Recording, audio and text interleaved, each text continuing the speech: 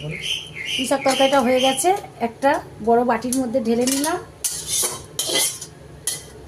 গন্ধেই পেট ভরে যাবে।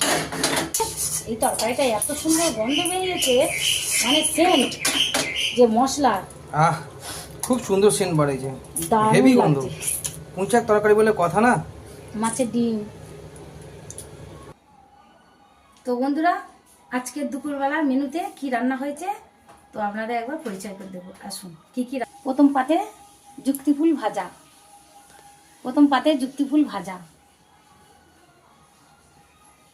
তারপরে পড়বে পুঁই শাক কুমড়ো, মাছের ডিম আর মাছের মাথা দিয়ে একটা চচ্চড়ি। দেখতে কেমন লাগছে দেখুন। দই কাতলাটা কেমন লাগছে আমাকে কমেন্ট করে, কোথা থেকে বলছেন দিদিভাইদের বলছি, সব কিছু আমাকে কমেন্ট করে জানাবেন কেমন হয়েছে রান্নাটা। দই কাতলা, পুঁই শাক কুমড়োর তরকারি, তারপরে এই যে এক হাঁড়ি ভাত, গরম গরম ভাত, এক হাঁড়ি একদম ঝুরঝুরে দুধের সর চালের ভাত, একদম হেভি ফ্রেশ। হ্যাঁ, এই চালের দুধের সর চালের ভাত তো দই কাতলা দিয়ে ভালো লাগে। এক হাঁড়ি ভাত, আজকের কেউ খায়নি, একদম